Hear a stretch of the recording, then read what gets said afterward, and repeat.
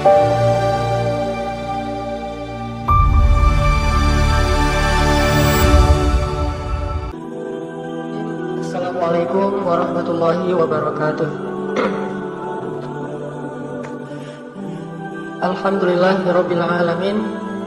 Segala puji dan syukur kepada Allah Subhanahu wa taala. Di waktu yang istimewa ini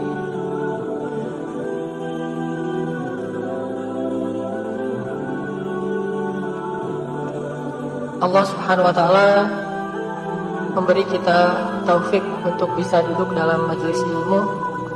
Mudah-mudahan majelis ini menjadi majelis yang membuat kita bertambah iman kepada Allah, bertambah semangat untuk lebih taat kepada Allah Subhanahu wa taala. Teman-teman yang dirahmati Allah Subhanahu wa taala, hari ini saya dapat judul dari teman-teman Al-Ikhwan tentang sabar tak berbatas. Sebelum kita ngebahas tentang bab sabar tak berbatas ini, coba teman-teman buka dulu Al-Quran. Kalau yang punya aplikasi Al-Quran di handphonenya, ada di surat Al-Baqarah ayat 153. Surat Al-Baqarah, surat Al-Baqarah itu surat keberapa? Surat Al-Baqarah ayat 153. Saya akan bacakan surat Al-Baqarah ayat 153 sampai 157.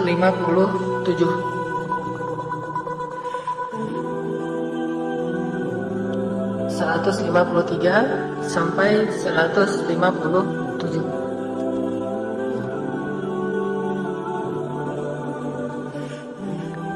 A'udzu billahi minasy syaithanir rajim. Bismillahirrahmanirrahim. Ya ayyuhalladzina amanu ista'inu bis-sabri was-salah. Innallaha ma'as-sabirin.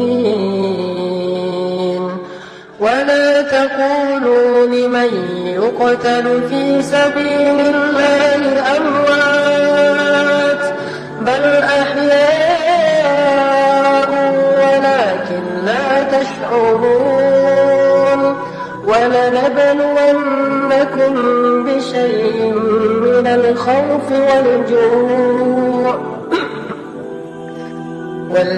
ونقص من الأموال والأنفس والثمرات وبشر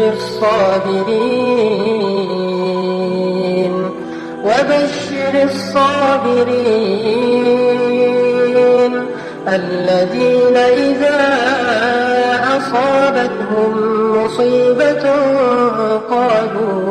قالوا إنا لله وإنا إليه راجعون أولئك عليهم صلوات من ربهم ورحمة وأولئك هم المهتدون. Sadaqallahul Azim. Teman-teman yang dirahmati Allah Subhanahu wa taala, sabar itu adalah lebih dari setengah cabang-cabang iman.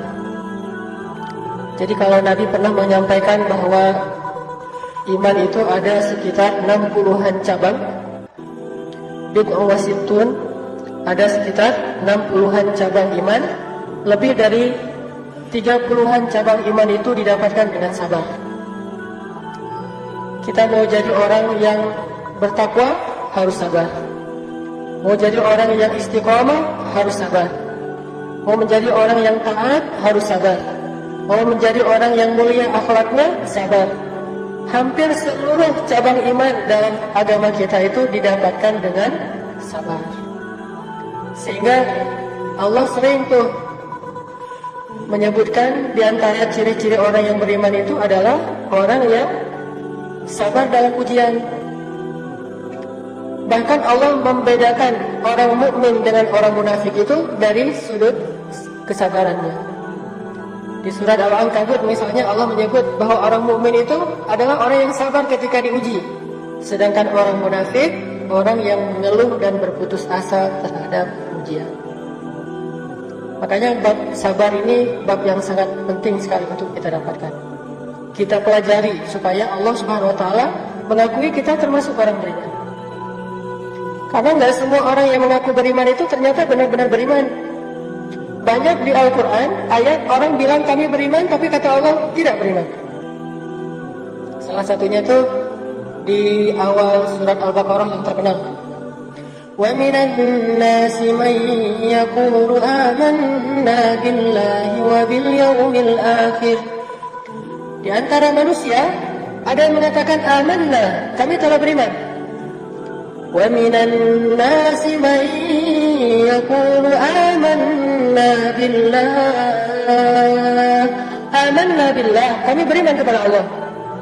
Amanna billahi wa bil yawmil akhir, kami beriman kepada akhirat. Kata siapa? An-nas, kata orang, kata manusia, kata kita.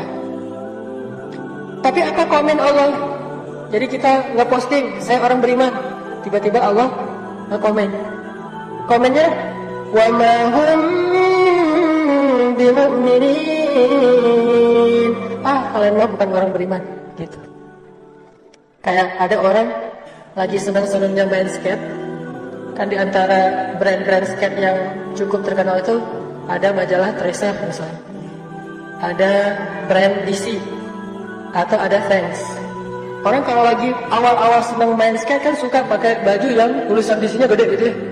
Dan semua orang tahu bahwa saya mah anak skate gitu. Posting di Instagram pakai baju DC, atau pakai baju Tracer, topinya DC, sepatunya Vans. Jadi semua brand skate itu dipakai sama dia. Diposting di Instagram supaya orang ngelihat, wah ini mah anak skate banget nih. Tapi walaupun dia kayak gitu, kemudian dia naik di atas papan skate, kayaknya gayanya tuh nggak skate banget. Apalagi kalau postingnya itu bukan foto tapi video. Begitu dia ngebosek bahasa Indonesia apa? Jadi begitu dia naik di atas papan, cara ngebosennya, cara dia riding loh, nggak ada trik, nggak ada apa-apa, kelihatan banget bahwa dia tuh maksa, bukan anak skate. Akhirnya yang punya majalah Tracer atau brand ambassador DC sama fans komen di bawah, lo kalau bukan anak skate nggak usah ngaku-ngaku gitu. Lo kalau bukan anak skate nggak usah ngaku-ngaku.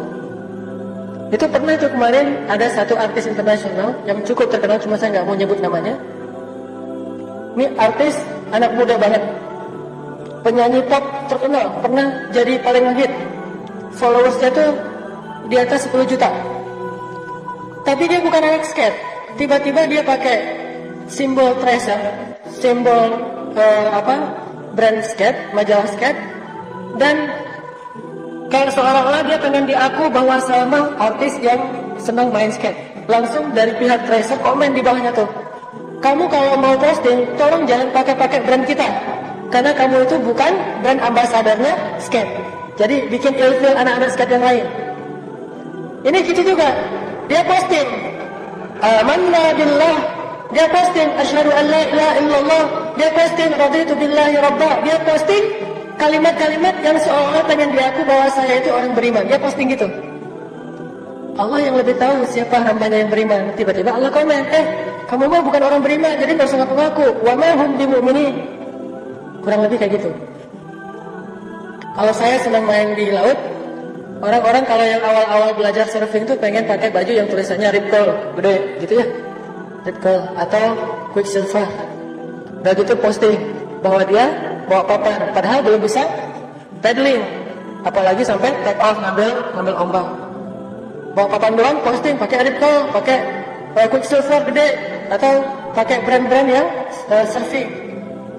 Akhirnya anak-anak surfer ngeliat itu jadi ilfil. Wah, dia mah bukan surfer, dia nggak pernah main di pantai. Tiba-tiba foto nge-posting di sosial media kalau dia seolah-olah anak surfing. Akhirnya pada komen, lu nggak usah ngaku-ngaku dah.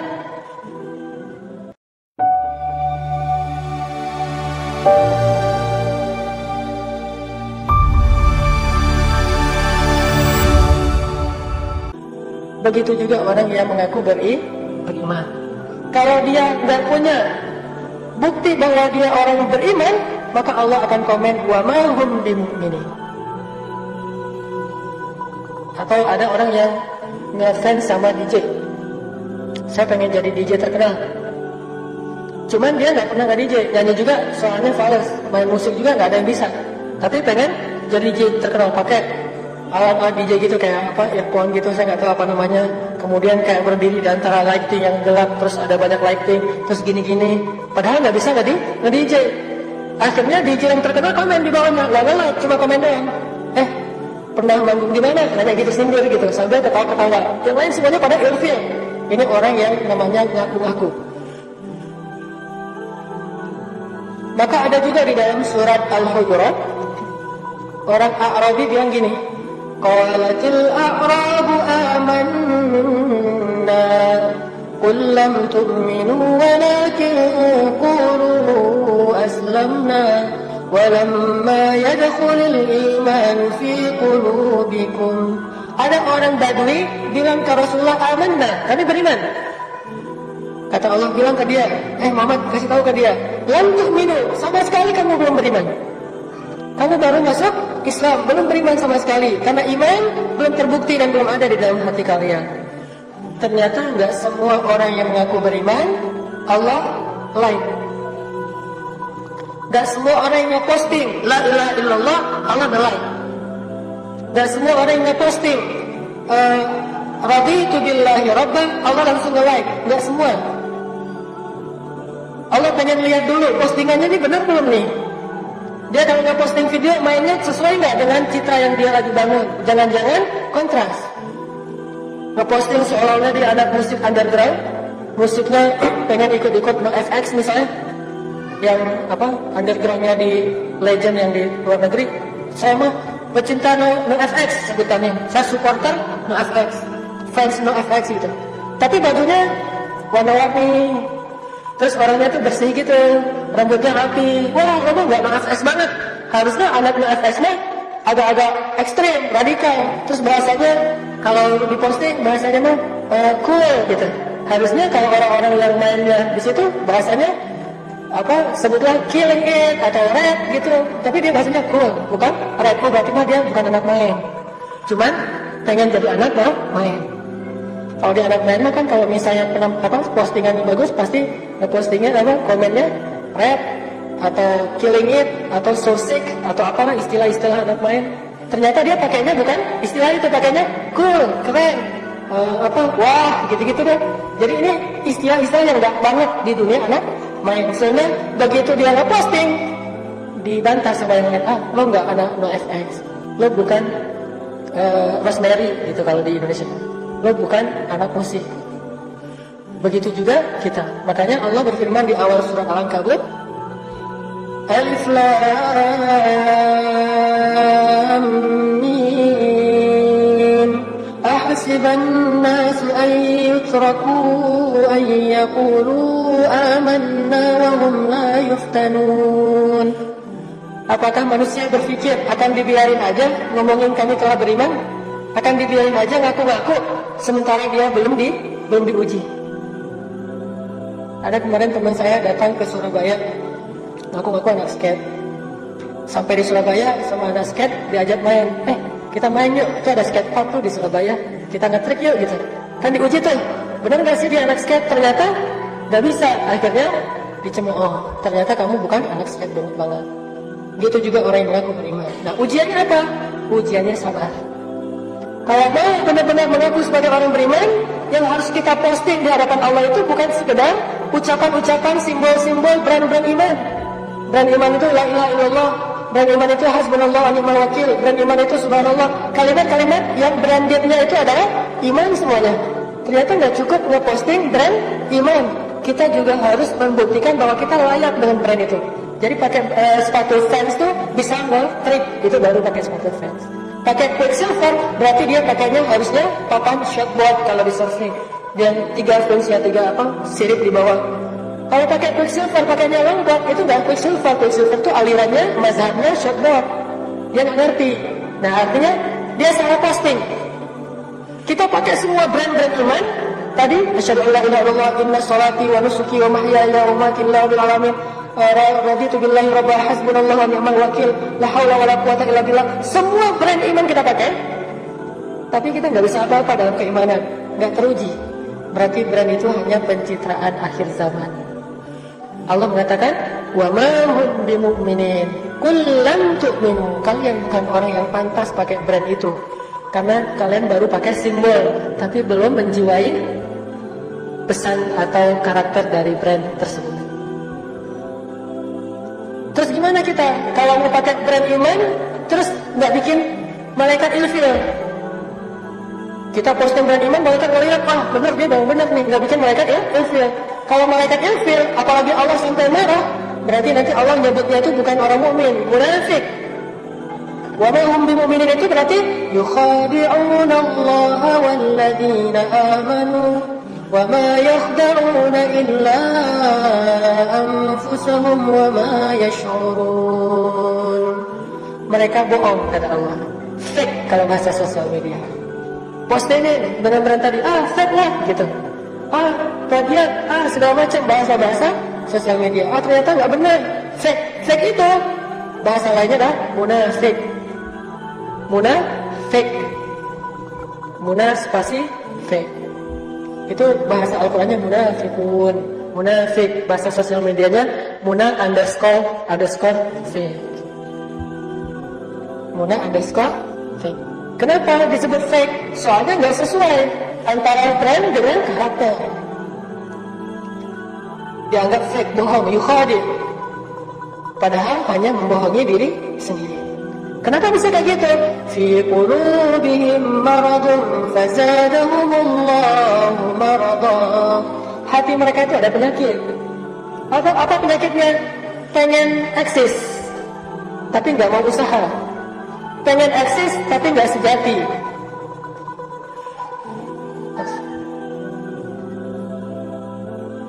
Bantuin. Tarikin kameranya.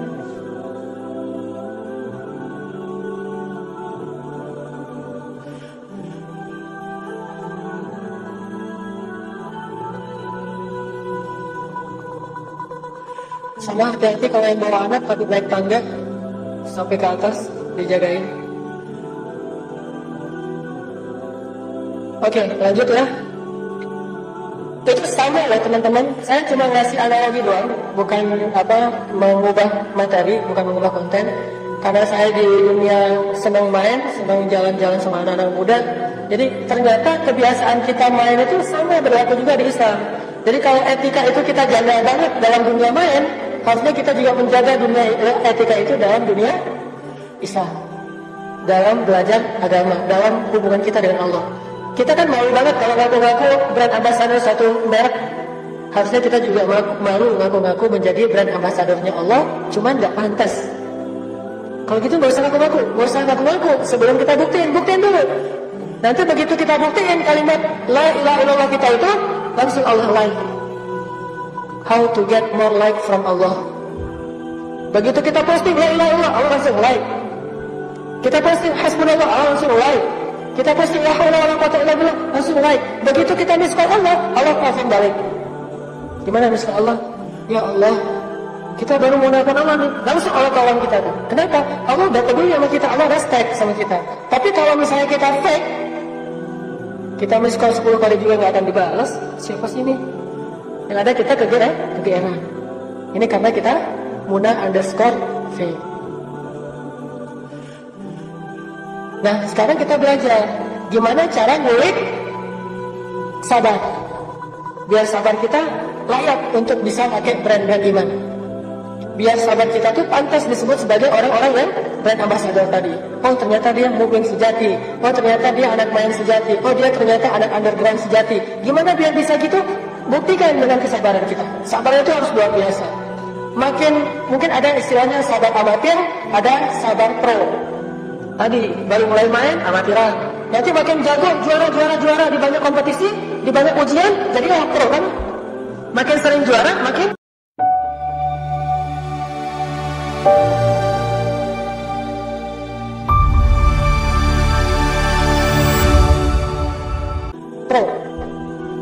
ranking di kelas dunia. Sebetulnya kalau teman saya di Bandung ada namanya Pevi Permana, anak skate. Pevi Permana ini punya ranking di Indonesia, termasuk misalnya 10 besar. Kenapa bisa dapat ranking 10 besar? Karena di setiap kompetisi, di setiap pertandingan dia sering juara, lulus, gol gitu. Kalau main bola selalu menang. Akhirnya punya ranking, punya kelas. Begitu juga nanti kita di akhirat. Lahum darajatun 'inda rabbihim. Mukmin itu berderajat-derajat, punya ranking di mata Allah. Rankingnya dilihat dari mana? Dari seringnya dia juara dalam kompetisi. Kompetisi itu kita sebut dengan istilah musibah. Kompetisi itu kita istilahkan dengan bala, ujian. Itulah kompetisinya. Begitu dikasih musibah, begitu dikasih ujian, kita lulus, dapat satu bonus, 1 poin dari Allah. 10 kali diuji, 10 kali lulus, berarti 10 poin. Begitu sering lulus, nanti kita punya ranking. Ternyata dia ranking nomor 1 di dunia, mukmin terbaik. Kenapa? Karena sering ikut kompetisi dan sering juara. Masalahnya kita pengen pakai brand itu, cuman nggak pernah berani ikut kompetisi. Ada kompetisi ini, nggak mau daftar. Kenapa? Takut diketawain, takut menerima tantangan. Akhirnya, apakah kita masuk ranking? Nggak pernah masuk ranking. Kenapa nggak pernah masuk ranking? Karena kita nggak pernah lulus kompetisi, nggak pernah juara. Minimal dapat 3 besar aja, konsisten di setiap kompetisi tingkat kota sampai tingkat nasional, bahkan sampai tingkat internasional, kita akan punya ranking. Nama kita mulai, followers kita mulai banyak. Followers kita siapa yang akan terus memperhatikan postingan kita? Malaikat. Begitu kita ujian 1 lulus, malaikat nge-follow. Si fulan tuh hamba Allah yang soleh banget. Malaikat sesama malaikat saling nge-mention. Malaikat saling mention. Malaikat ini mention, malaikat itu saling nge-mention.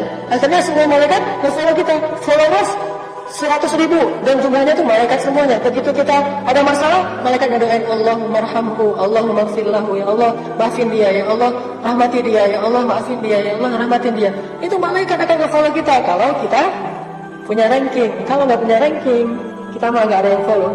Yang follow paling juga teman kita sendiri. Postingan baru 10. Kenapa 10? Orang nggak ada pertandingan. Followers 13, following 2000. Followingnya tuh banyak, followersnya cuma 13. Kenapa bisa gitu? Karena nggak pernah ikut kompetisi, takut dengan challenge, dengan tantangan. Itu yang jadi masalah kita sebagai hamba Allah. Kurang berani untuk tampil di hadapan Allah, di hadapan malaikat, di sebuah kompetisi hidup yang kita sebut dengan istilah ujian, musibah, masalah, dan seterusnya. Dikasih ujian sakit, juara, dapat poin. Dikasih ujian pekerjaan, juara, dapat poin. Dikasih ujian sosial, muamalah, akhlak, juara lagi, dapat poin lagi. Dikasih ujian perasaan, juara lagi, poin lagi, terus saja ada poin. Lama-lama punya ranking. Itu yang kita belajar dari sana. Analogi yang sama, dan itu bukan dibuat-buat. Emang kayak gitu kehidupan sunnatullah udah kayak gitu. Dari dulu juga udah kayak gitu.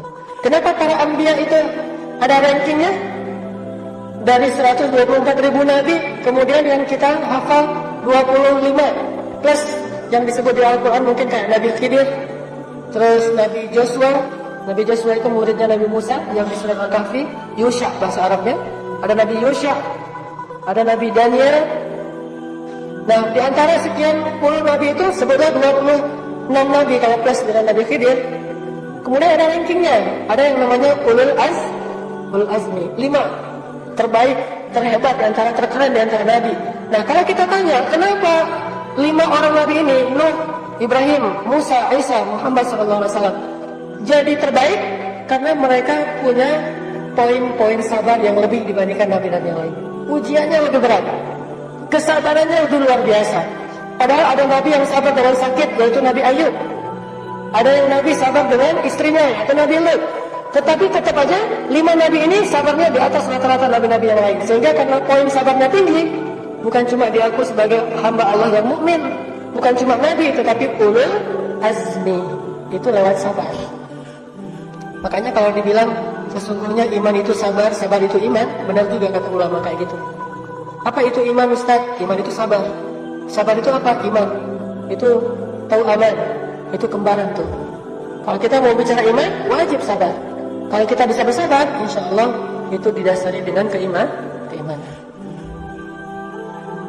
Jadi gimana caranya nih biar kita pas nge-posting brand-brand iman, brand-brand tauhid, Allah nggak komen kita dengan komen Muna_Freak. Tapi komen Allah adalah ulaika humus shadiqun. Benar tuh kata Allah.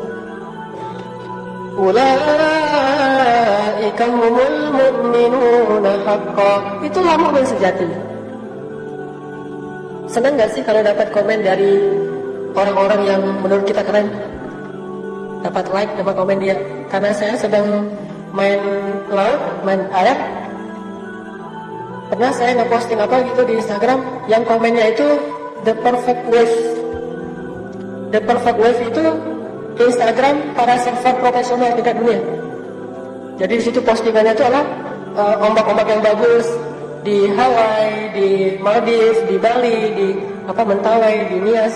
Pokoknya the perfect wave itu postingan orang-orang yang pemain pro. Saya posting di Instagram saya. Tiba-tiba ada perfect wave komen, wah saya surprise banget tuh. Masya Allah, luar biasa. Jadi GR sendiri gitu ya. Karena yang komen adalah the perfect wave. Coba kalau yang komen misalnya saya lagi posting sesuatu di Instagram saya, yang komen yang nge-like Kelly Slater, legendnya surfer. Wah, pasti kan, wah GR langsung di capture, udah gitu diposting ulang capturannya. Saking bahagia. Anak musik juga gitu, yang komen adalah misalnya anak musik country di Indonesia mah yang komen tiba-tiba adalah Iwan Fals, komen, like dan komen. Wah bagus suaranya, wah langsung di capture, di posting ulang. Dan langsung dapat like banyak. Apa kita nggak bangga, nggak bahagia kalau kita nge-posting kesabaran, Allah yang nge-like, Allah yang komen, Allah yang ngasih kejutan buat kita, sehingga kita bahagia banget. Oh, saya pengen dapat more like from Allah dengan sabar. Saya pengen dapat more like from malaikat dengan sabar. Sampai bikin kita GR. Saking mencari like dan komen-komen yang baik dari Allah SWT. Like-nya Allah, komennya Allah, radhiyallahu anhum wa radu'an. Allah ridha sama dia, itu komennya Allah tuh. Wah itu kalau perlu di-tag, di-capture. Komennya Allah, ulaika humul mu'minuna haqqan. Capture ini lagi. Ulaika humus shadiqun. Capture lagi. Allah bilang lagi, ni'mal 'abd. Capture lagi. Kan banyak tuh komen-komen Allah kepada para nabi. Kata Allah tentang Nabi Nuh, ni'mal 'abd, sebaik-baik hamba. Innahu awwab, hamba yang bertaubat. Kalau Nabi Ibrahim inna Ibrahim la'awwahun halim. Nabi yang awwahun halimun. Awwah itu artinya da'a, suka berdoa. Kalau halimun yang menjaga amarah, itu Ibrahim. Kayak Allah bilang di surat Maryam, Wadhkur fil kitabi Maryam, Wadhkur fil kitabi Idris, Wadhkur fil kitabi Ibrahim, Wadhkur fil kitabi. Banyak kalimat-kalimat Wadhkur. Ingat kisah Ibrahim. Innahu kana siddiqan nabiyya. Ibrahim itu hamba yang sangat beriman, siddiq, selalu membenarkan firman Allah. Innahu kana siddiqan nabiyya. Atau nabi yang lain disebut dengan nabi yang sadiqal wa'di wa kana 'inda rabbih mardiyya. Nabi Ismail selalu menunaikan janji dan Allah ridha sama dia. Ini kan komen-komen langit nih. Ini like dari Allah. Sehingga apa kita nggak bangga kalau kita bisa dapat itu? Gimana dapatnya Ustaz? Kan kita bukan Nabi. Nggak ada lagi komen-komen yang tertulis. Kita bisa mendapatkan itu dengan lauhah spanduk di surga. Kita nggak ngelihat itu di dunia mungkin, tapi kita melihat itu di surga. Atau komen itu akan keluar lewat orang-orang saleh. Ada orang soleh ketemu kita bilang Masya Allah, Masya Allah. Itu komen dari Allah lewat orang soleh. Ada orang beriman, orang yang taat, orang yang ahli ibadah dekat sama kita. Masya Allah, Masya Allah, dia bilang lillahi darruk. Lillahi darruk itu artinya kamu tuh keren banget, semoga Allah membalasmu. Barakallah. Itu kan komen-komen kan? Barakallah, Masya Allah, lillahi darruk. Jazakallahu khair. Ini kalimat-kalimat komen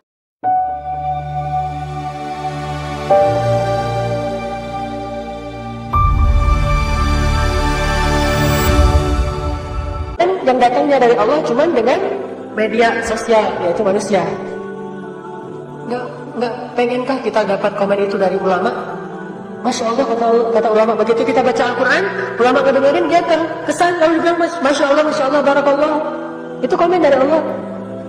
Kita rajin ke masjid, ketemu orang sholat, dia bilang ini luar biasa, semoga istiqomah ya, Barakallah fiqh, atau Jazakallahu khair. Itu dapat komen dari Allah.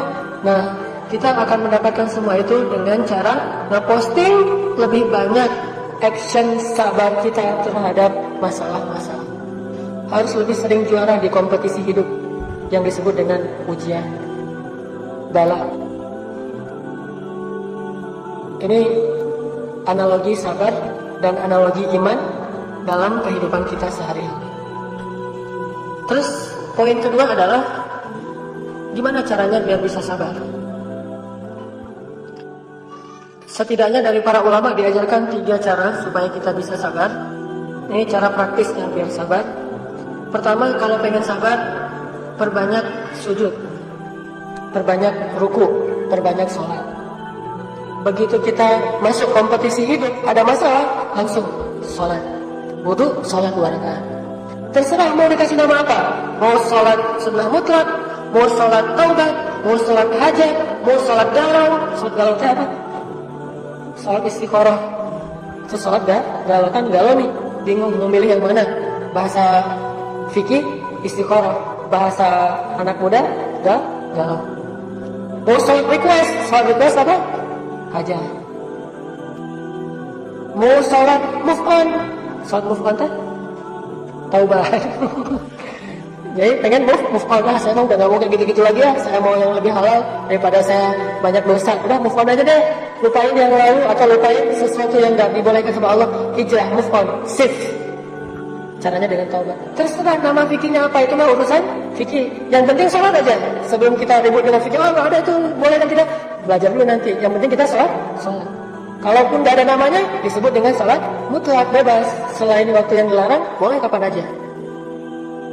Begitu ada masalah, sholat. Karena para sahabat komen tentang Nabi SAW, kata sahabat, Annan nabiyya idha hasibahul amr faz'a ila sholat. Nabi itu kalau ada masalah dikit, sholat. Ada masalah dikit, sholat. Ada masalah apa aja, minta sama Allah. Salillaha walau milh. Minta kepada Allah walaupun cuma garam. Is'alullah. Minta sama Allah walaupun cuma garam doang. Aduh, ada jerawat. Sholat. Allahu Akbar. Jerawat sholat? Ya. Ada masalah apa aja sholat. Setelah sholat kita minta, ya Allah, ini jerawat jadi menghalangi saya untuk datang melamar Allah. Jadi kapan saya mau menghijrahkan status, orang mau melamar juga dia, jerawatan lo jorok orangnya, nggak ditolak gitu ya. Supaya nggak ditolak, ya udah sholat dulu, minta dihilangin jerawatnya. Siapa yang pernah dapat penyakit kulit terus berdoa Allah hilangkan penyakit kulitnya? Uwais Al-Qarani. Kata Nabi, khairut tabi'in Uwais. Sebaik-baik generasi tabi'in adalah Uwais, dari sebuah desa namanya Desa Qaran di Yaman, sehingga kita kenal dengan nama Uwais Al-Qarani. Kalau di kita sekarang kan ada Al-Bukhari ya. Ustaz siapa tuh? Yang Subki. Nah, Subki Al-Bukhari, Subki dari Bogor. Kalau saya karena orang Aceh, Hanan Al-Aceh. Aceh. orang Aceh. Kalau di Bandung mah ada daerah namanya Antabani, berarti Al-Antabani gitu. Ini Uwais Al-Qarani. Dia punya penyakit di seluruh tubuhnya tuh kayak kudis gitu, kayak penyakit kulit. Terus dia doa, ya Allah, sembuhkanlah semua penyakit kulit saya, tapi sisakan sedikit di bagian perut. Supaya apa? Nanti kalau saya lupa kepada Engkau, saya ingat penyakit itu, saya jadi bersyukur. Fabi ayyi ala'i rabbikuma tukadziban. Akhirnya Allah sembuhkan kecuali di perut. Bayangin, enggak usah, jangan pilih-pilih kalau ke Allah mah. Udah aja semua yang kita butuhkan minta sama Allah, dari yang paling besar bahkan yang paling sepele sekalipun. Dan Allah tidak susah dengan dimintai banyak. Orang kalau kita minta banyak dia marah. Allah marah kalau kita nggak minta. Allah senang kepada hamba yang suka meminta kepada Allah, karena meminta itu bentuk dari berserah diri kita kepada Allah. Sholat salah satunya. Mintalah pertolongan Allah dengan sabar dan sholat. Sholat itu menguatkan kita banget dalam sabar. Ada masalah dikit jerawat tadi, sholat. Kalau teman-teman yang tadi masih jomblo, wah saya harus tahun ini harus nikah. Kalau tahun ini pengen nikah, banyak-banyak sholat sunnah. Minta sama pemilik hati. Nanti pemilik hati yang akan mengarahkan kita kepada yang layak buat kita. Pengen menaklukkan hati cewek, minta sama pemilik hati si cewek itu. Pengen menaklukkan hati calon mertua, minta kepada pemilik hati calon mertua. Jangan ngandelin harta dulu, ngandelin Allah dulu. Pakai jalur langit sebelum jalur bumi.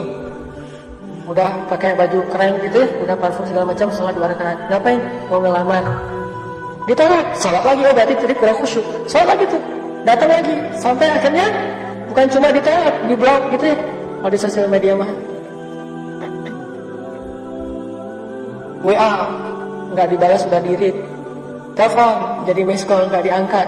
Akhirnya mention di sosial media, terus aja itu lama-lama di blog.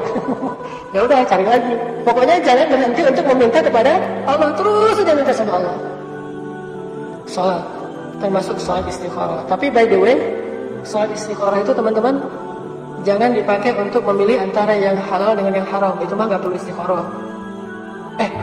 Ada tuh, saya mau istikharah dulu ya. Ngapain istikharah? Ini lagi galau, mau pacaran apa mau nikah? Udah aja, itu mah nggak perlu istikharah.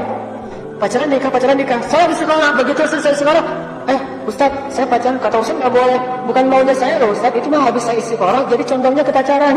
Jadi nyalahin sholat istikharah. Itu udah nggak perlu diistikharahin, udah aja nikah. Istikharah mah untuk antara dua hal yang sama-sama halal. Cuman bingung mau yang mana. Istikharah udah. Nikahnya tahun ini atau tahun depan ya, itu boleh istikharah. Tapi menurut saya sih nggak usah istikharah, udah aja tahun ini lah. Assalamualaikum. Tapi kalau mau istikharah pun boleh, karena dua-duanya juga mau nikah tahun ini boleh, mau nikah tahun depan juga boleh, nggak masalah. Yang penting halal dua-duanya. Kayak misalnya satu muslim, satu non muslim, itu mah nggak perlu istikharah, udah aja pilih muslim. Karena seorang muslim lebih baik di mata Allah, budak muslim itu lebih baik di mata Allah daripada orang non muslim yang merdeka kalau untuk pernikahan. Tapi kalau untuk muamalah mah kita bergaul dengan siapapun, berakhlak mulia dengan siapapun. Tapi kalau bab nikah beda. Salat. Saya ada cerita tabi'in namanya Urwah bin Zubair. Urwah bin Zubair itu anaknya siapa? Zubair. Anaknya Zubair. Namanya juga Urwah bin cerdas nih. Urwah bin Zubair. Urwah bin Zubair itu adiknya Abdullah bin Zubair. Anaknya Asma binti Abi Bakar. Jadi Urwah bin Zubair itu cucunya Abu Bakar As-Siddiq. Suatu hari Urwah bin Zubair divonis sama dokter kena penyakit sejenis kanker atau tumor di kakinya, sehingga kakinya harus diamputasi. Yang Urwah bin Zubair. Akhirnya para tim dokter, tabib ngumpul tanya kepada Urwah, kalau kita nggak mengamputasi kaki Anda, takutnya virusnya menyebar ke seluruh tubuh. Apakah kamu mau diamputasi? Artinya kamu akan kehilangan sebelah kaki. Kata dia, ya sudah, lakukanlah. Lillahi ma'ata walillahi ma'akhal. Dia bilang, punya Allah lah apa yang Allah kasih, dan punya Allah juga apa yang Allah ambil. Kalau bahasa lainnya, innalillah wa inna ilaihi raji'un. Kalau bahasa orang Arab mah, lillahi ma'ata walillahi ma'akhal. Kalau orang Indonesia nyebutnya innalillah wa inna ilaihi raji'un. Udah, ya udah, kalau gitu sepakat. Tanda tangan dulu dong, tanda tangan. Zaman dulu, tanda tangan bahwa dia siap diamputasi. Datang tim dokter, Urwah udah tidur. Tiba-tiba tim dokter ngasih minuman khamar. Kata dokter, Urwah minum ini dulu. Kata Urwah, buat apa itu? Apaan itu? Ini khamar. Ngapain saya minum itu? Biar kamu pingsan. Jadi kayak orang teler gitu. Sehingga gak ngerasain kaki kamu diamputasi. Kata Urwah, demi Allah, saya tidak mau mendapatkan kesembuhan dengan cara yang haram. Saya gak mau minum itu. Kata Urwah. Oh gitu ya. Ya udah deh, ganti aja. Ini aja nih, bius lokal. Gak perlu sampai bius total. Apa itu bius lokal? Maksudnya supaya kamu nggak ngerasain kesakitan. Kata Urwah, bukankah rasa sakit itu menggugurkan dosa? Bagaimana saya mau menghilangkan satu kesempatan digugurkan dosa dengan rasa sakit? Enggak, saya mau pengen digugurkan dosa, biarin aja sakit. Urwah, ini mah bukan cuma dicubit, sakitnya sakit banget. Gak apa-apa, makin sakit banget, berarti makin banyak dosa yang diampunin. Tadi tuh, juara di kompetisi sabar. Wah, nggak mau minum khamar, nggak mau dibius. Gimana tuh caranya? Ya udah, datangin banyak orang megangin Urwah. Kata Urwah, ini ngapain pegang-pegangin saya? Kata dokter, supaya kamu nggak meronta-ronta. Kata Urwah, nggak perlu yang gitu-gitu. Udah, kalian pergi aja. Kalau mau dipotong kaki saya akan sholat. Dalam riwayat yang lain dikatakan, saya akan mengingat Allah, akan zikir. Masa bisa? Dengan seizin Allah bisa. Saya akan tahan itu dengan sholat. Akhirnya dia bilang, begitu nanti saya udah sholat, baru kalian potong ya. Ya, Allahu Akbar, sholat. Mulai dokter.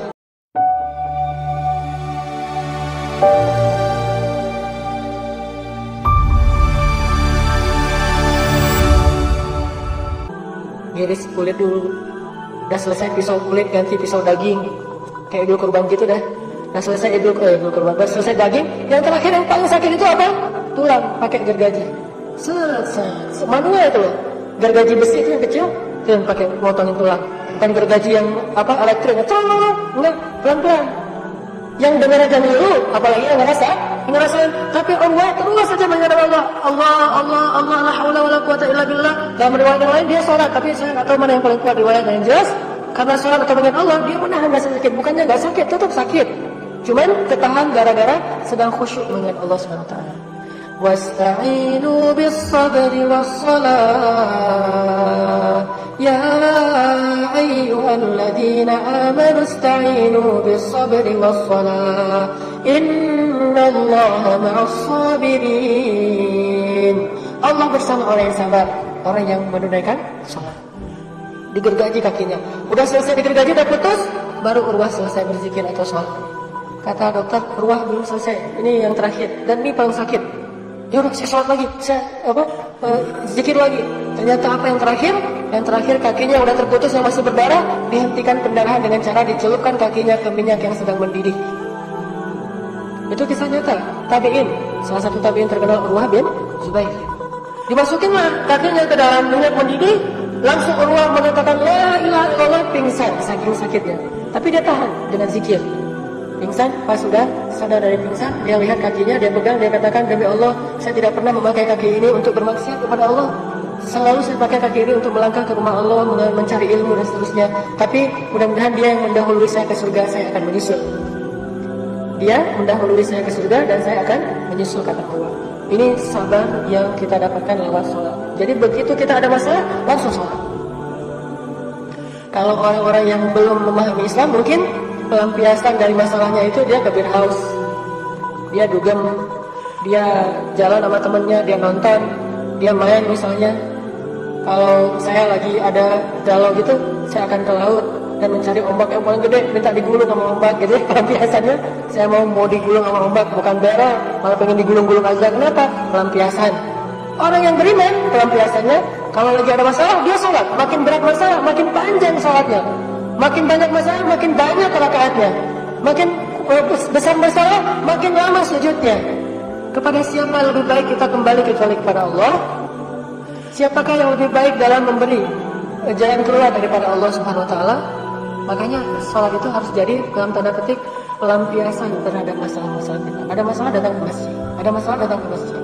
Dan itu ngesek banget loh. Masalah keluarga, datang ke masjid.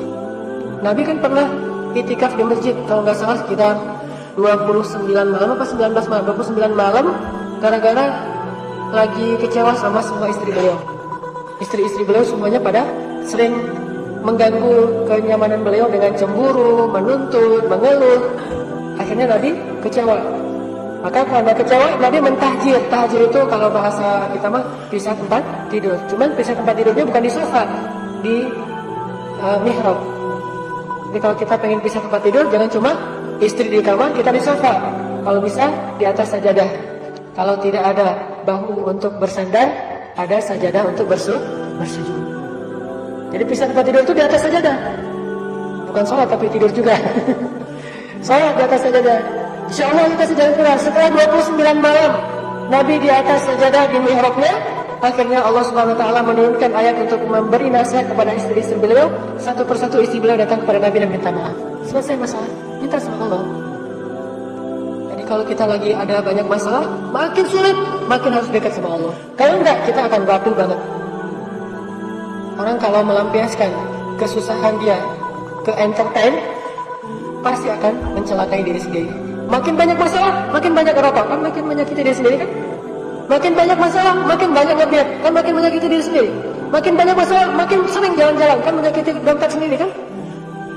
Jadi makin banyak masalah kalau kita hanya melampiaskan dengan cara entertain, itu sebetulnya nambah masalah. Tapi kalau kita menjadikan entertain sewajarnya, bukan pelampiasan. Kalau pelampiasan kan pasti nggak wajar ya, sewajarnya doang. Entertain jalan-jalan sewajarnya, selama bukan haram. Kalau memang haram ya sekedar misalnya hiburan-hiburan yang masih mubah, sewajarnya masih mending. Tapi jangan jadi pelampiasan karena nggak akan sehat.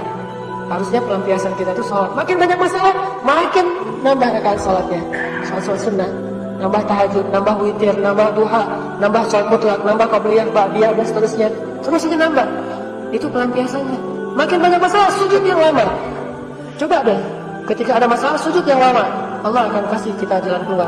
Dan jalan keluar pertama Allah untuk orang yang datang kepadanya apa? Bukan diselesaikan masalahnya, tapi dikuatkan hatinya menghadapi masalah. Itu jalan keluar pertama.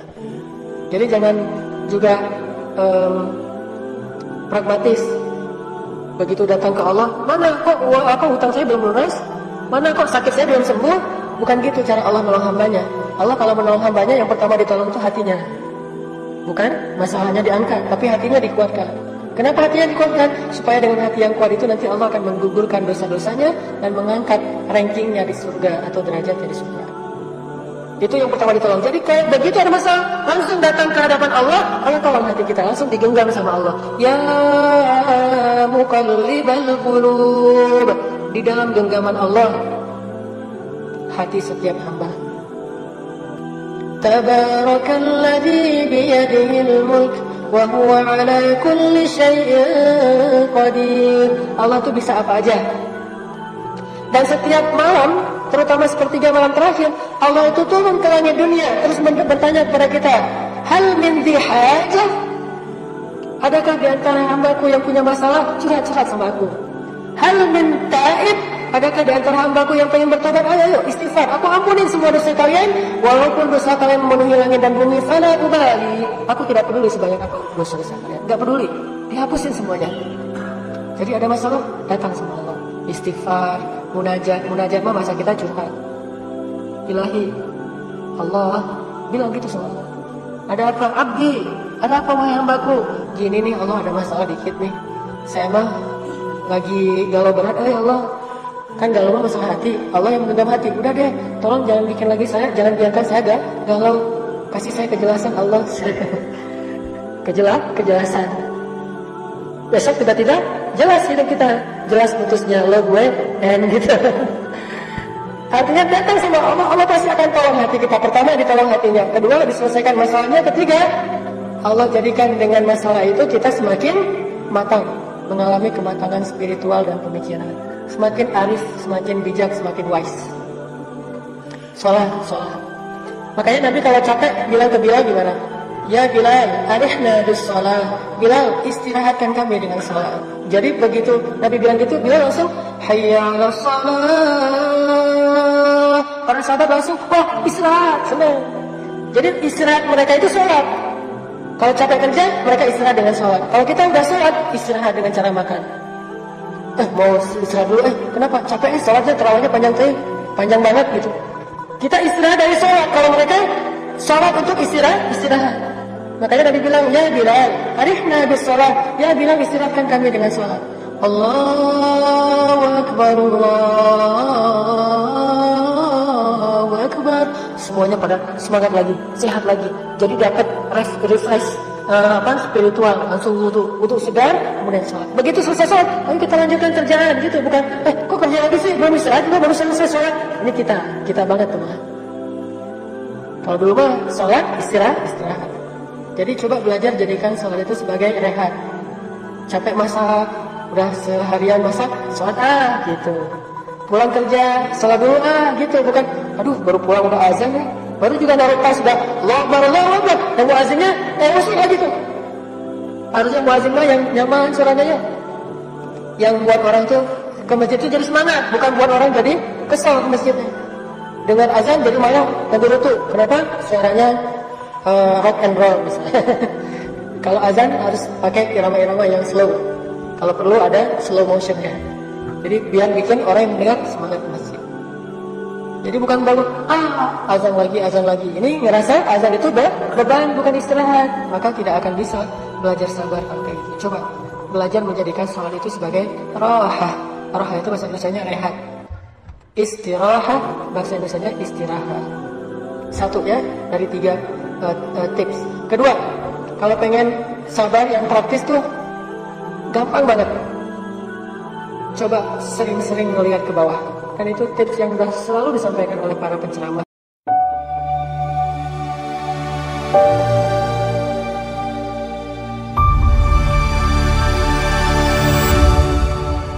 Dari hadis Nabi.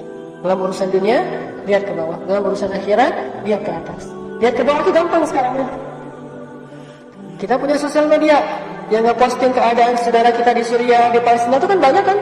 Bagaimana seorang kakak memeluk adiknya, dua-duanya meninggal karena tertimbun dengan bangunan yang dibom oleh Rusia dan orang-orang Syiah misalnya.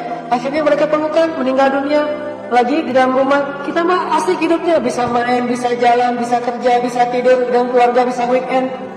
Masa cuma masalah macet aja ngeluh, mereka mah bukan lagi macet, udah dibombardir di Palestina. Di Palestina itu anak kecil mau sekolah belum tentu bisa pulang ke rumah, bisa jadi pergi sekolah dan pergi selama-lamanya. Ditembak sama snipernya Israel, tiba-tiba anak kecil sebelah kepalanya hancur, kena senapan snipernya Israel. Banyak yang pergi sekolah nggak pulang lagi, ditangkap, penjara 20 tahun. Setelah 20 tahun dia pulang, keluarganya udah nggak ada.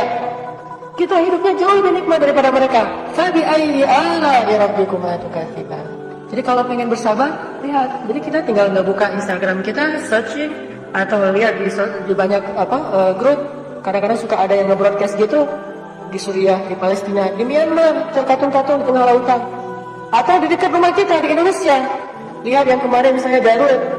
Lihat juga di tempat saya dulu tsunami. Lihat di sekeliling kita banyak orang miskin yang tidur di emperan toko di bawah jembatan. Lihat banyak orang yang kelaparan. Di TV juga ada andai aku menjadi orang pinggiran. Kan acara-acara gitu banyak tuh. Bukankah itu cara kita untuk melihat ke bawah? Atau mau lihat langsung? Kita bisa datang ke orang yang sedang sakit. Kita menjenguk orang sakit, belajar sabar.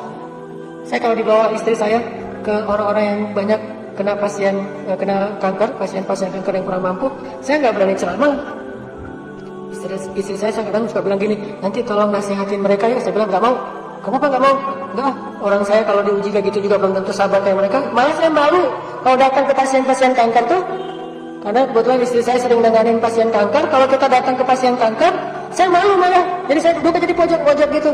Dan pasien-pasien itu nggak tahu kalau saya ustad. Dikira ini supirnya istri saya gitu. Datang duduk aja di pojok. Kenapa kok pojok gitu? Malu saya sama mereka. Mereka dikasih ujian seberat itu nggak ngeluh. Saya nggak ada ujian kadang-kadang ngeluh. Kan malu kan? Akhirnya jadi lebih sabar kalau ada masalah. Lihat ke bawah. Sering-sering membuka mata kita kepada orang-orang di sekeliling kita. Baik di Indonesia, apalagi yang di luar negeri yang luar biasa ujiannya. Jadi kuat sabarnya. Dan yang terakhir, saya kalau ini maaf kalau kebanyakan analogi contoh-contohnya di surfing itu yang saya tahu aja karena saya suka main itu. Di surfing itu kalau di Instagram ada namanya IG-nya Cookslam. Cookslam itu Instagram surfing khusus yang fail, yang gagal, yang dimakan hiu ada di Cookslam. Jadi begitu naik take off ngambil ombak kegulung masuk Cookslam. Ada yang ketabrak sama teman-temannya sesama yang bawa papan masuk ke situ. Jadi pas saya ngeliat itu jadi ngerasa kalau saya cuma capek doang pedal gak ada apa-apanya dibandingkan yang main di karang. Kan ombak mah ada yang di pasir ada yang di karang. Kalau di karang tuh lebih bagus, nggak bentuknya nge-shape. Kalau di pasir biasa. Saya mah main di pasir, begitu kegulung ombak sekali paling-paling kehantam di pasir kegorak sedikit lah. Kalau di karang itu bisa sobek, kepalanya sobek kayak gitu, masih mending saya mah nggak ada apa-apanya, semangat lagi. Begitulah hidup. Makin sering ngeliat orang yang lebih susah, makin kita survive, makin tough jadinya. Cari orang-orang yang lebih susah dari kita. Dan itu nggak jauh kok, nggak susah jadinya.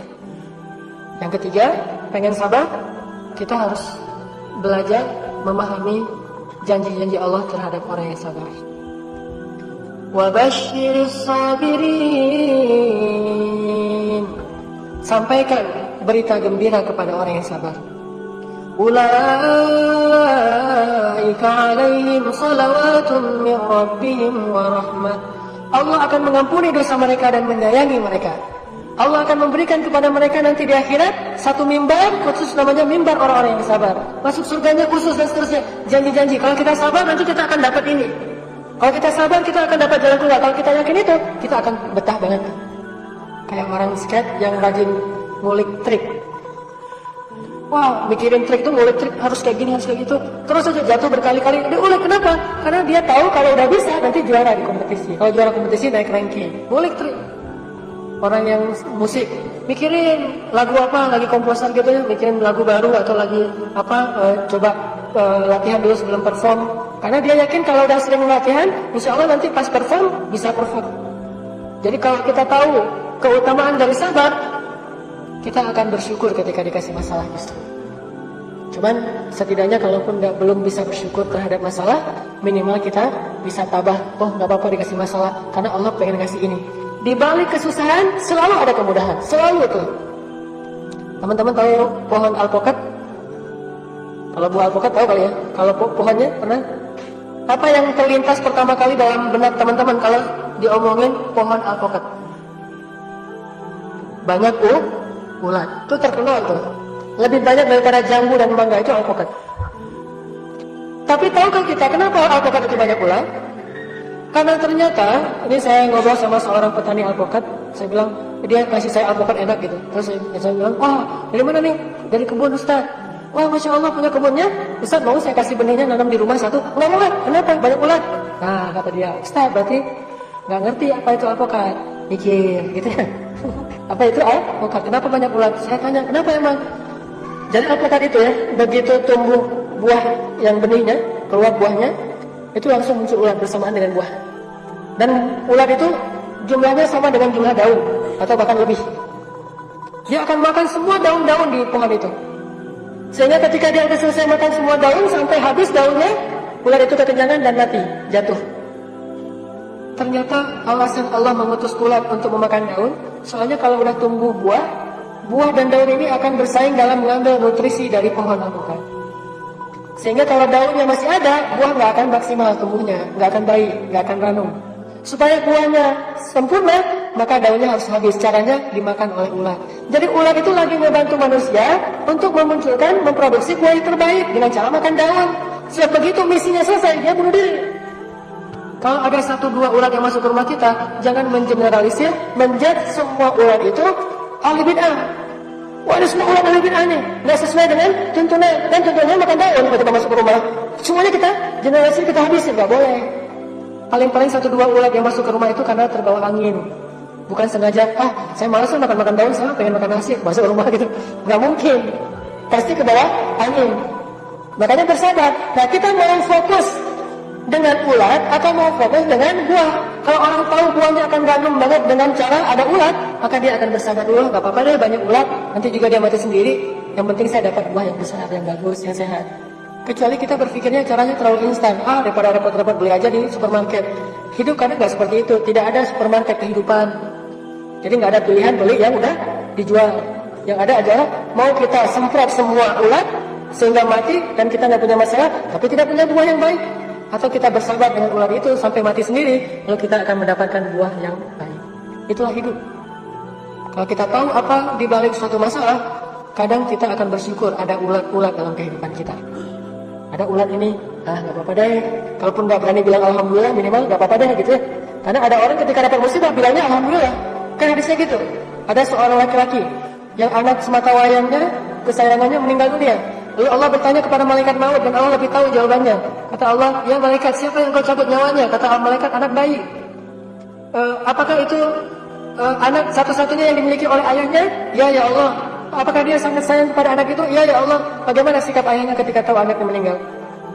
Kata malaikat, ayahnya mengatakan alhamdulillah fa inna lillahi wa inna ilaihi raji'un. Segala puji bagi Allah, milik Allah yang Allah berikan dan milik Allah yang Allah yang ambil. Akhirnya kata Allah, wahai malaikat, saksikanlah, aku mengampuni semua dosa hambaku itu dan menjanjikan untuk dia sebuah surga, dan di dalam surga itu ada istana namanya Baitul Hamdi, istana pujian. Cuman agak susah kita kalau dapat musibah bilang alhamdulillah. Apalagi kalau teman kita yang dapat musibah, gua baru putus, alhamdulillah. Bahaya itu, baru putus di alhamdulillahin kan bahaya ya. Ternyata bilang keroknya. Ada teman kita yang dapat musibah, anaknya meninggal atau dapat musibah apa gitu, ada keluarga yang meninggal, alhamdulillahirabbil alamin. Itu bakal digebukin.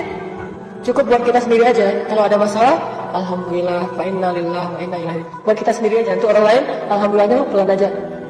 Innalillahi wa inna ilaihi. Alhamdulillahnya udah duluan gitu. Ini kalau nggak mampu pun bilang alhamdulillah, minimal kita bilang innalillah. Dengan demikian kita udah menjadi orang yang sabar. Mudah-mudahan 3 tips ini bisa kita terapin dalam hidup kita. 1, banyak-banyak ruku, sujud atau sholat. 2, lihatlah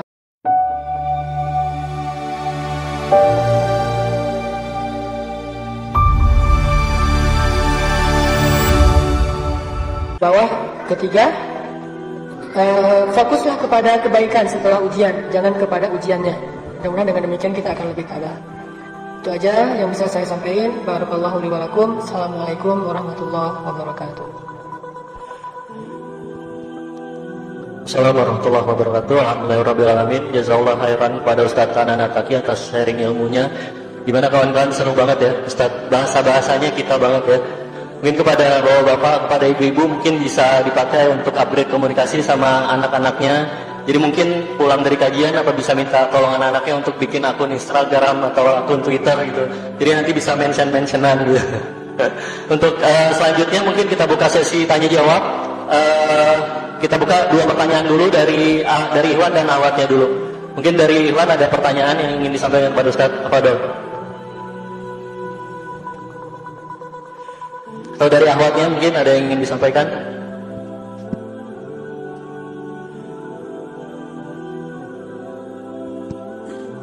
Assalamualaikum warahmatullahi wabarakatuh. Nama saya Aini ya. Saya mau bertanya Pak Ustadz, kan kalau yang kita tahu, mungkin beberapa orang akan berpikir sabar itu ya udah hadapin aja, atau lebih kayak pasrah gitu, diem aja. Sedangkan ada yang bilang kayak petani untuk sampai dapat panen itu dia melakukan kayak penanaman, terus dipupuk dan dipanen, itu termasuk bersabar. Nah, sebenarnya sabar tuh yang kayak gimana? Apa emang harus kita pasrah aja, atau kita harus do it gitu, harus do something gitu? Makasih. Assalamualaikum warahmatullahi wabarakatuh. Baik, dulu juga pertanyaannya sabar yang bagaimana yang orang gitu ya. Selanjutnya mungkin dari Ikhwan ada yang ingin ditanyakan.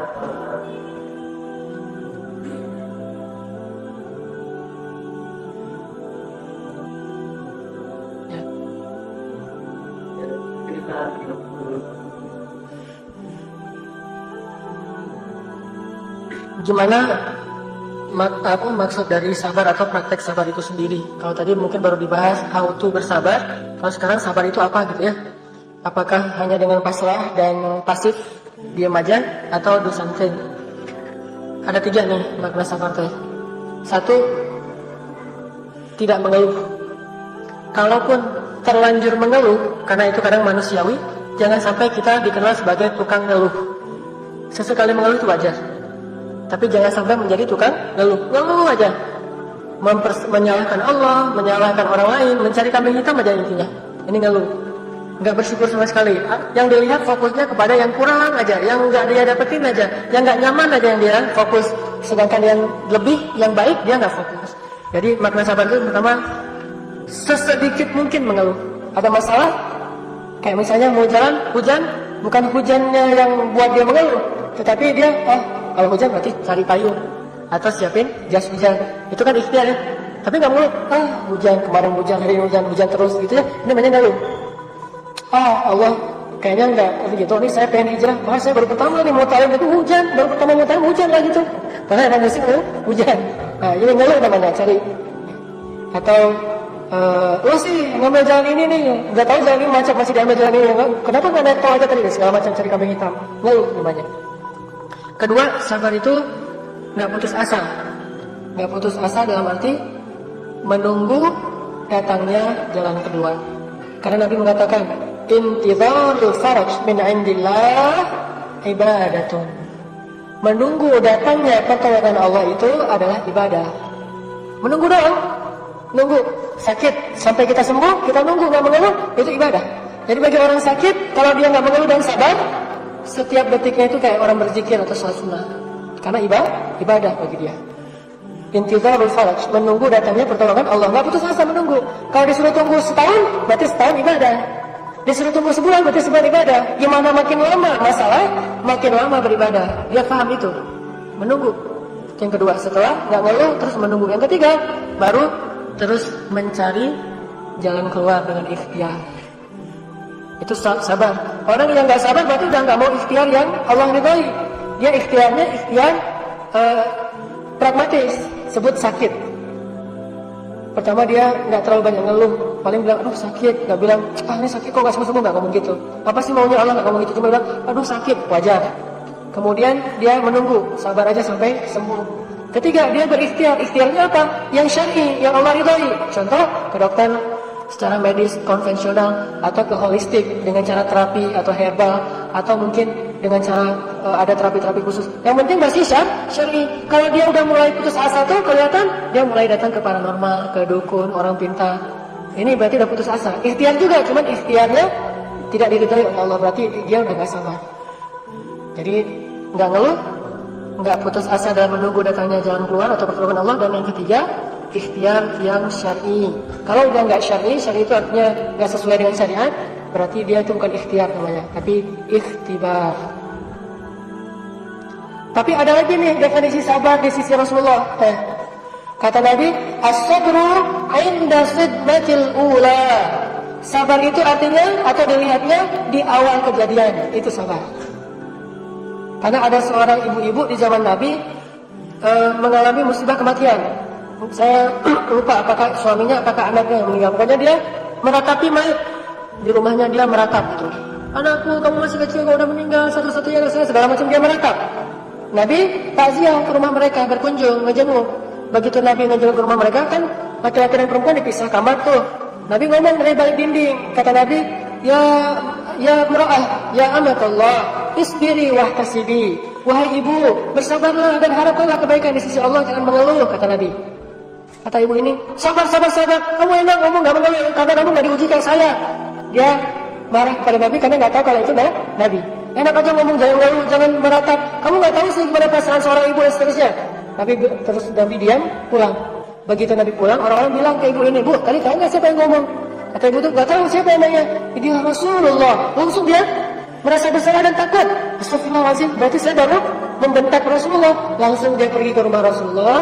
Besoknya dia minta maaf sama Rasulullah. Kata Rasulullah, innamas sabru 'inda sidmatil ula. Sesungguhnya sabar itu di awal kejadian, bukan sekarang. Jadi begitu kita dapat musibah, di situ kelihatan sabar nggak nih. Kalau panik berarti nggak sabar.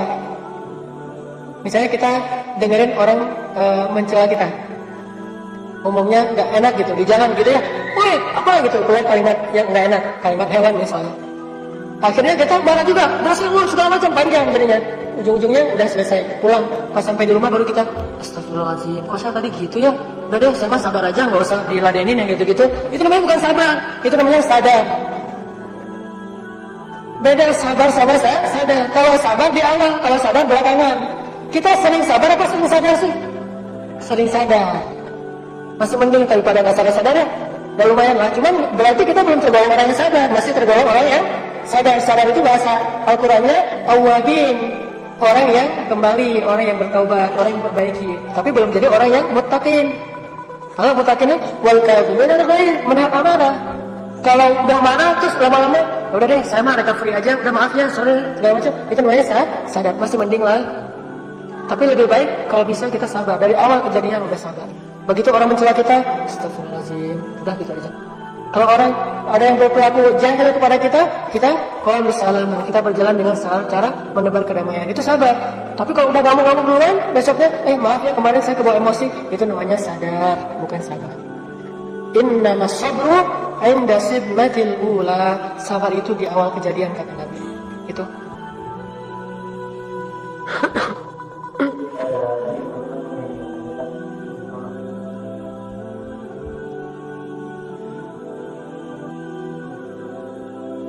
Assalamualaikum warahmatullahi wabarakatuh. Mungkin ada dua yang ingin saya tanyakan, Ustaz. Yang pertama, bagaimana aplikasi sabar khususnya bagi pemuda atau remaja di mana saat ini sedang marak atau jadi tren yang namanya pacaran.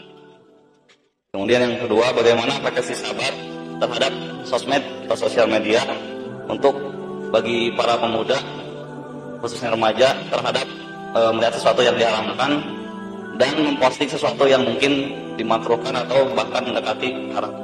Ini dari saya itu aja. Terima kasih. Assalamualaikum warahmatullahi wabarakatuh. Waalaikumsalam warahmatullahi wabarakatuh. Sabar buat anak muda. Susah sih emangnya. Apalagi kalau jomblo tuh emang ujiannya berat banget tuh. Saya pernah ngerasain soalnya. Makanya nikah tuh jangan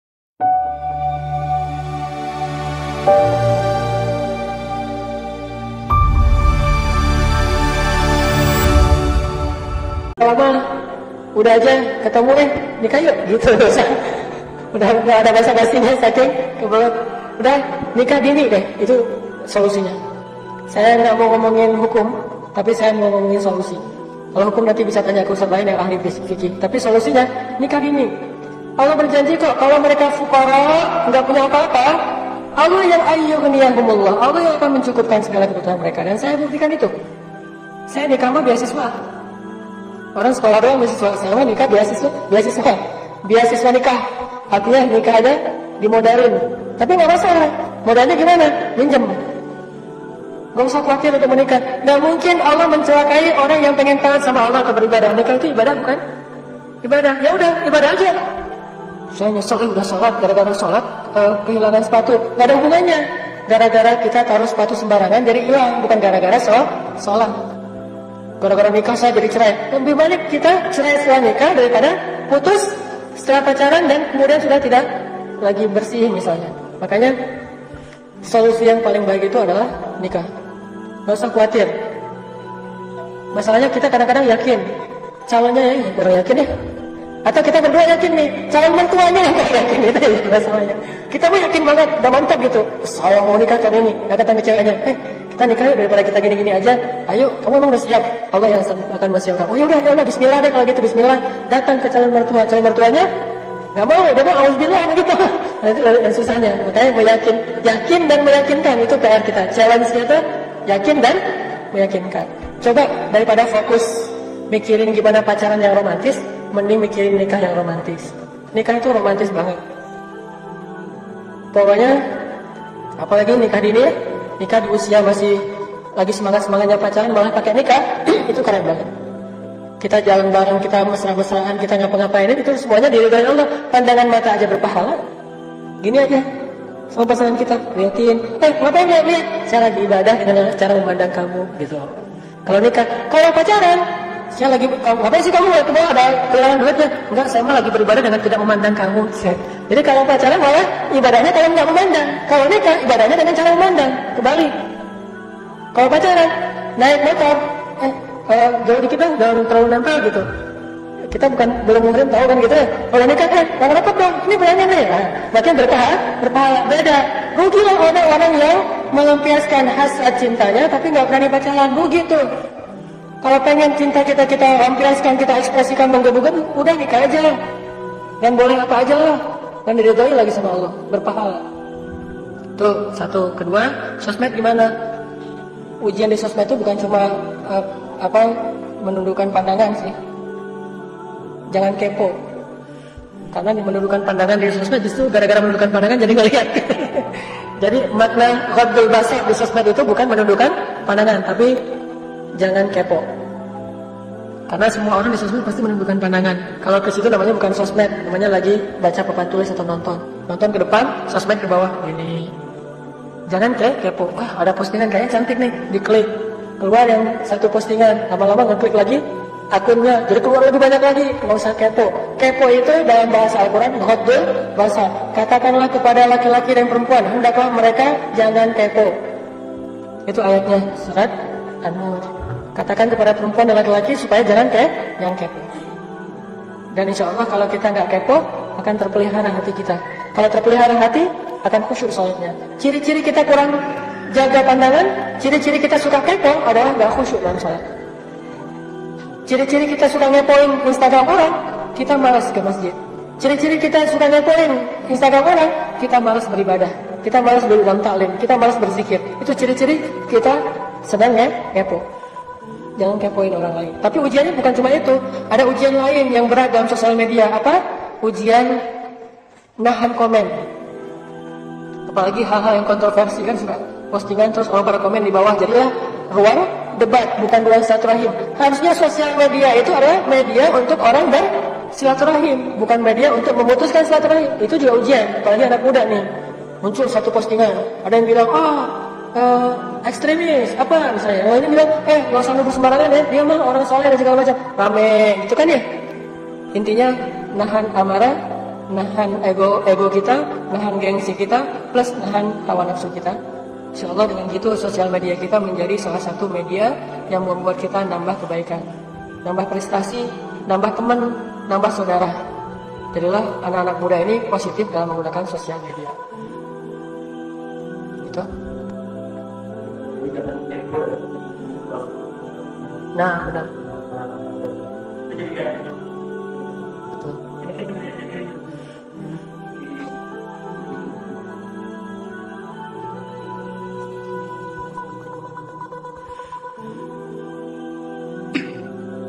Assalamualaikum warahmatullahi wabarakatuh. Salam. Pertama alhamdulillah, terima kasih Pak Ustadz bahwa pada hari ini satu ilmu yang saya dapatkan. Ternyata cara Allah memberikan ataupun dikabulkannya doa tentang kesabaran adalah dikuatkan hati kita untuk menghadapi sebuah kesabaran. Itu satu poin yang mungkin kadang kita kepenginnya kalau ada masalah Allah bantu menyelesaikan, tapi dengan cara bahwasanya dikuatkan untuk menghadapi juga sebuah alhamdulillah nikmat yang luar biasa. Yang kedua, saya ingin menanyakan bahwa di dalam ayat 153 Al-Baqarah tadi yang disampaikan kalimatnya adalah ya ayyuhalladzina amanu.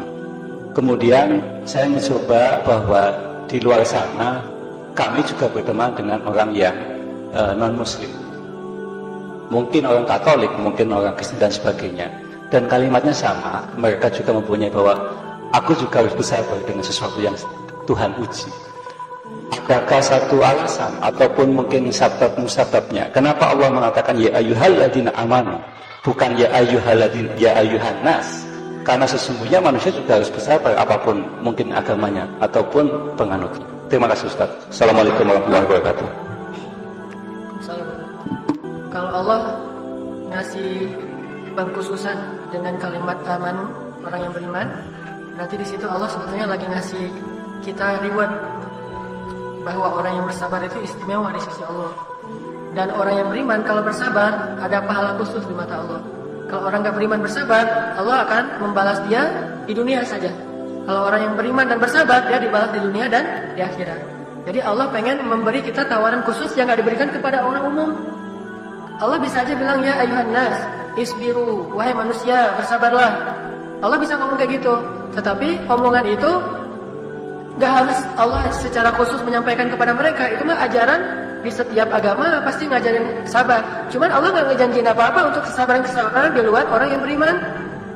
Paling-paling janji duniawi, kalau dia bersabar dia akan jadi orang yang dihormati, dia akan bahagia di dunia. Tapi Allah lagi ngomongin kepada hamba kesayangan Allah. Hamba kesayangan Allah ini pengen Allah perlakukan lebih. Karena pengen Allah perlakukan lebih, Allah kasih dia pelajaran yang lebih daripada yang lain. Hamba-hambaku yang istimewa, kesayangan aku nih, orang-orang beriman, bersabar ya. Kalau kalian bersabar, aku janjiin pahala yang lebih besar loh daripada yang lain gitu. Jadi seolah-olah Allah Subhanahu wa taala itu mau ngasih kita janji yang tidak Allah berikan kepada semua orang, hanya kepada orang beriman saja. Itulah untungnya menjadi orang yang beriman, sehingga dapat pahalanya bukan cuma di dunia, tapi di akhirat. Kalau gitu apakah sia-sia orang nggak beriman bersabar? Nggak sia-sia. Tidak ada kebaikan yang sia-sia, beriman atau tidak beriman. Cuman rewardnya beda. Kalau dibilang sia-sia, nggak ada yang sia-sia. Tapi kalau dibilang reward, itu beda. Antara anak kesayangan dengan yang bukan kesayangan orang lain. Antara kita memberi reward kepada anak sendiri dengan memberi reward kepada orang umum itu beda. Makanya itu untungnya menjadi orang yang beriman. Ya baik. Mungkin kita buka satu pertanyaan terakhir lagi karena kita 15 menit lagi menjelang maghrib. Mungkin ada yang masih ingin ditanyakan. Sekali lagi kami informasikan bahwa setiap Ahad ba'da asar Majelis Al-Ikhwan, Masjid Al-Ikhwan mengadakan kajian yang kita mulai pada pukul 17. Insya Allah akan diisi oleh Ustaz Iqbal Siregar. Bagaimana, ada yang ingin ditanyakan kembali kepada Ustaz? Oke, terakhir, silakan Pak. Assalamualaikum warahmatullahi wabarakatuh.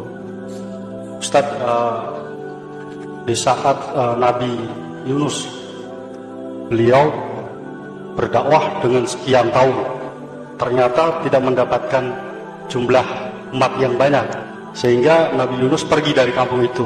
Makanya Allah membuat dia istilahnya cobaan dimakan ikan itu. Sedangkan setelah dimakan ikan itu dia minta sama Allah, la ilaha illa anta subhanaka inni kuntu minadz dzalimin. Artinya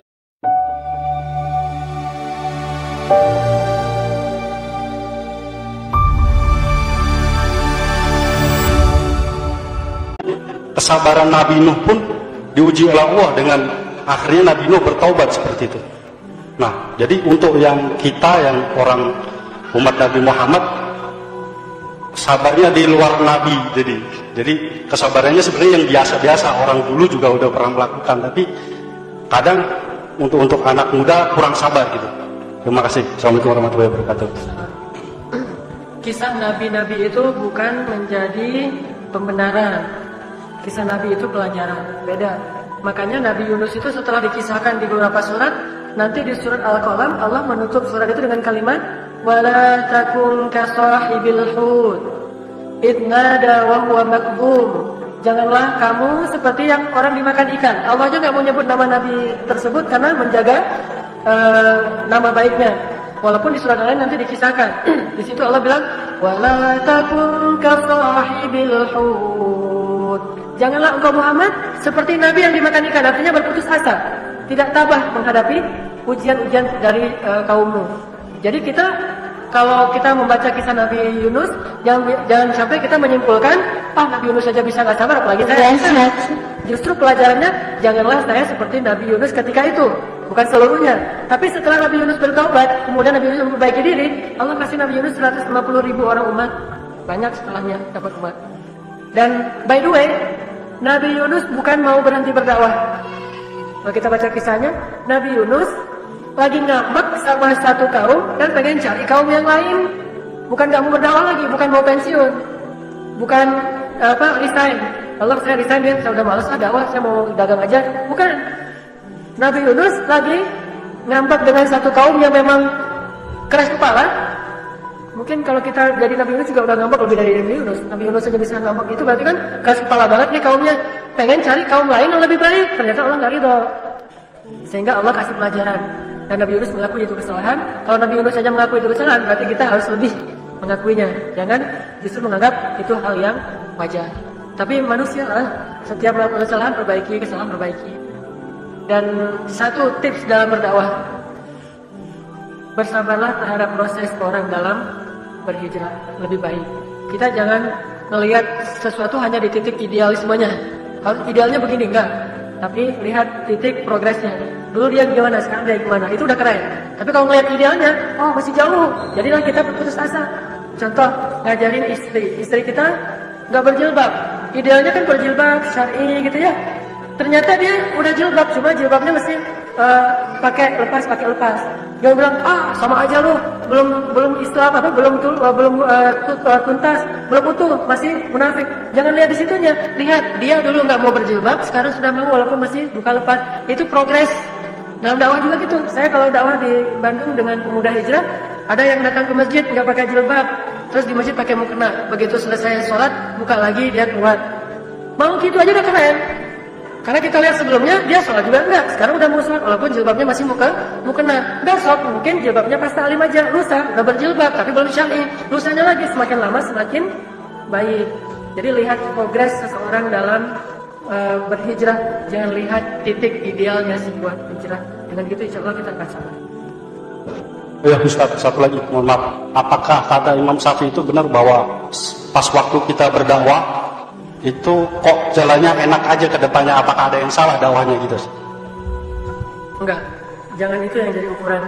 Yang jadi ukuran adalah kita menjalankan dakwah kita dengan ilmu atau hanya dengan mengada-ngada atau tebak-tebak. Kalau pakai insting doang nggak cukup, harus pakai ilmu. Allah kadang memudahkan dakwah, kadang Allah menyulitkan. Dan jangan kalau kayak gitu kesimpulannya berarti saya mah nggak mau dakwah yang gampang, mau cari masalah aja deh. Kita vonis semua satu kampung sampai akhirnya kita diusir. Dulu Nabi Muhammad juga diusir. Kita dimusuhin, dulu juga Nabi Muhammad dimusuhin. Kita sendiri, berarti saya jadi ghuraba, orang yang asing, beruntunglah orang yang asing. Jangan cari musuh. Kata Nabi, kalau ketemu jangan lari, tapi kalau nggak ada jangan dicari.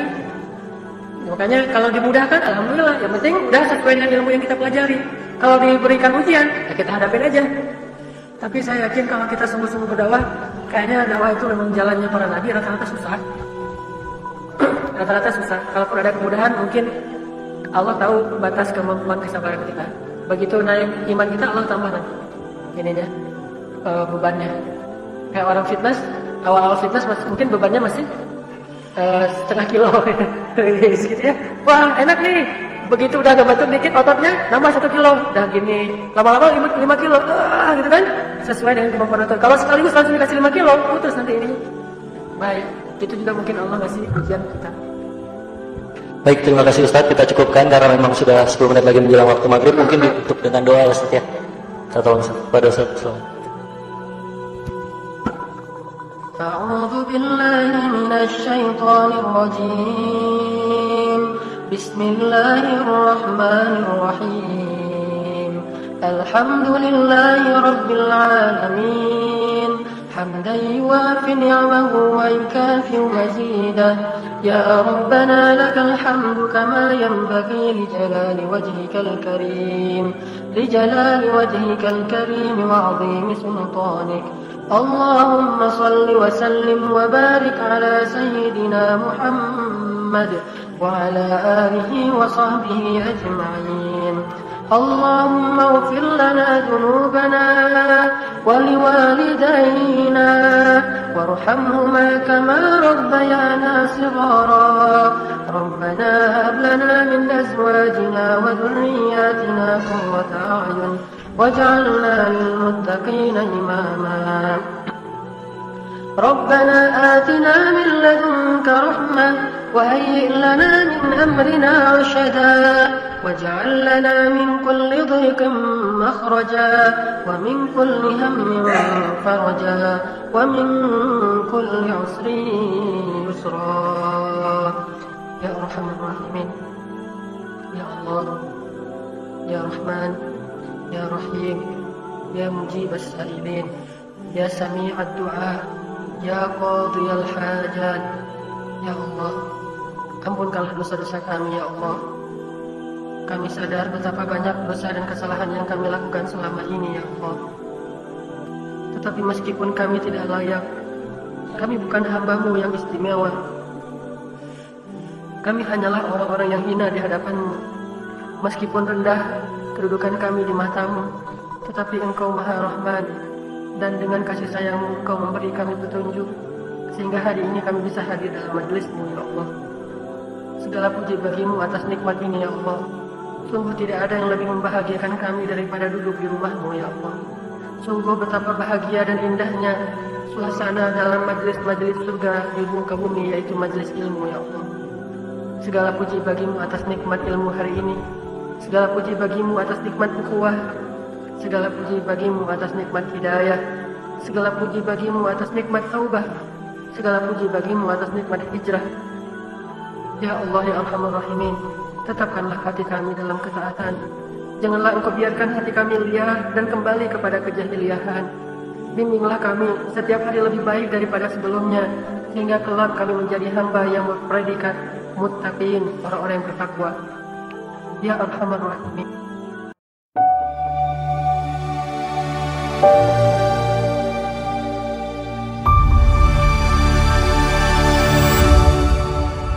Kesimpulan dari ceramah Ustadz Hanan Ataki ini menekankan bahwa sabar adalah bagian penting dari iman dan merupakan ujian sejati bagi seorang mukmin. Dalam Islam, iman tidak cukup hanya diucapkan atau ditunjukkan dengan simbol-simbol, tetapi harus dibuktikan melalui sikap dan perbuatan, terutama kesabaran dalam menghadapi berbagai ujian hidup. Allah akan menguji kesabaran hambanya, dan mereka yang berhasil melewati ujian dengan sabar akan mendapatkan penghargaan dan kedudukan yang tinggi di sisinya. Kesabaran bukan hanya untuk mengatasi masalah kecil, tetapi juga menghadapi tantangan hidup yang lebih besar, yang pada akhirnya akan membentuk seorang mukmin sejati. Sabar menjadi langkah penting untuk meraih ridho Allah dan bukti nyata dari keimanan seseorang.